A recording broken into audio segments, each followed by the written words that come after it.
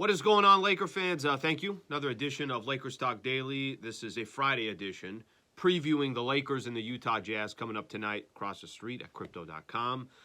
Lakers got some work to do. They're trying to build off their two-game winning streak. Of course, win against the Denver Nuggets, win against the Pelicans in overtime on Wednesday. Thank you to Matt Ryan hitting a three, sending the game to overtime. And the Lakers got a chance to make it three in a row. So I'm going to spend a little time just kind of talking about the Utah Jazz, what to expect for tonight's game. And as always, we'd appreciate that you subscribe to the channel right here on ESPN LA. Okay, the Utah Jazz. Go look, Laker fans. Go look at the NBA standings right now. Phoenix Suns, number 1 at 6-1. The Portland Trailblazers, a little bit of a surprise there. They're 5-2. The third best record in the Western Conference, the Utah Jazz. The Jazz sitting at 6-3. I think they are definitely one of the surprises so far in the NBA. Look at some of the wins that they have so far this year, okay? They beat the Nuggets. They beat the Minnesota Timberwolves. That game went to overtime. They beat the Pelicans. That game went to overtime. They got 2 wins against the Memphis Grizzlies. So it's not like they're just beating nobody. They're beating some pretty decent teams in the Western Conference. They lost their last matchup. That was on Wednesday. They're actually in position to win that game as well. They were on the road in Dallas. Luka hit a big 3. So they lost that game. But the Jazz are very competitive. And, you know, that's kind of the only thing that I'm looking at here is when you looked at the first 15 games of the Lakers schedule, there was one team specifically that you kind of said to yourself, okay, hey, I think the Lakers are going to have a break versus this team. And it was the Utah Jazz. It was actually the Blazers and the Jazz were the two teams that kind of jumped out. Well, the Lakers already lost to the Blazers, and we see how good of a start Portland has got. And then here's the Utah Jazz. Lakers have them, you know, you go look at that Lakers schedule right now. They have this game against the Utah Jazz. Then they got a quick one against the Cavs on Sunday. And then Monday they're flying back to Utah to play them again. So Lakers are going to get the Utah Jazz 2 of their next 3 games. All right, so I want to just kind of, for a quick second, you're going to say, all right, but who the heck is still on their team? Donovan Mitchell's in Cleveland. Rudy Gobert, they obviously traded to the Minnesota Timberwolves. They got a haul of picks back when they traded those guys. And here's who they have. Lauri Markkanen has been a really good player for them. He came from Cleveland, so just so you guys have an idea. He was part of the Donovan Mitchell trade. He's been great for them. Kelly Olynyk has been great for them. Jordan Clarkson, former Laker, he's been great for them. And then they still got, you know, some of those veteran players. Mike Conley is there. Rudy Gay is there. Will be your first chance, Laker fans, to see Talen Horton-Tucker rocking a Utah Jazz jersey. I know that kind of sounds weird. But that's kind of the bulk of their lineup. Those are their main players. Markkanen leads the team, averages almost 22 points a game, averages almost 9 rebounds a game. Clarkson's giving them 17 points a game. Colin Sexton's giving them another 13 points. So they don't have one player that you can kind of focus on and say, all right, if you stop that guy, then you're good. I mean, I guess you could say Markkanen from that perspective.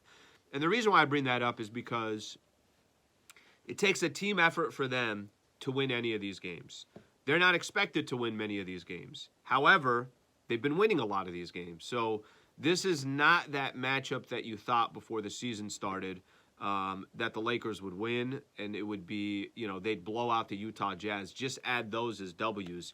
It doesn't seem that way. It's crazy. ESPN does their matchup predictor. They actually have Utah. This is according to ESPN Analytics, a 56% chance of winning this game. So I wasn't expecting that. I know Laker fans weren't expecting that. So that gives you a little bit of content on the Jazz side of things. Let me flip it over and we talk some Lakers basketball now.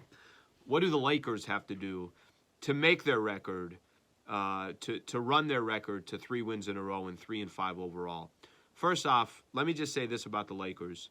The win against the Pelicans, the win against the Nuggets, and really just overall so far for the Lakers, they've been really, really good defensively. So I love watching the Lakers and some of these other role players for them step up defensively. You know, Anthony Davis having games where he's got 3 blocks, 4 blocks, whatever the case is. So he's doing what Anthony Davis does. But for me, when I look at this game against the Jazz, can you get stops? Can you force Lauri Markkanen? If he's going to have 20 points, does he take 17 or 18 shots to get there? It's not efficient. Jordan Clarkson, if he's going to get 20, 25 points, are you making his life a living hell and you making the shots that he's taking? Are they bad shots?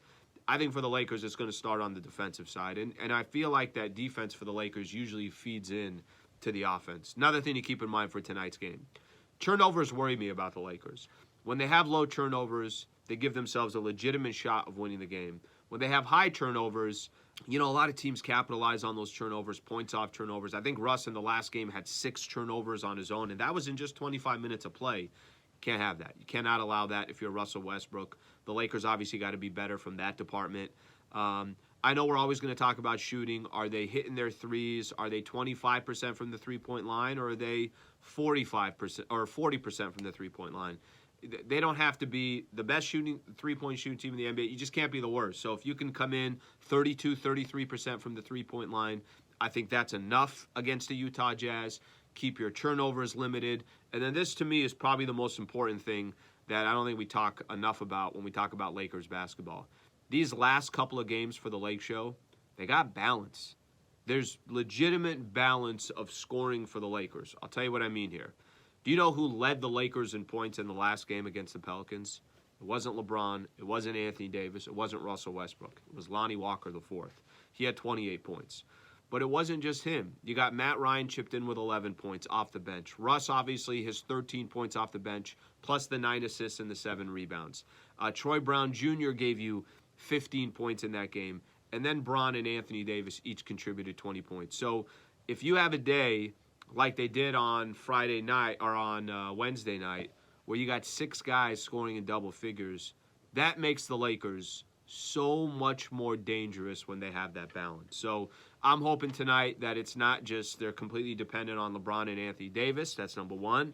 And number two, I'm also hoping for that big picture for the Lakers.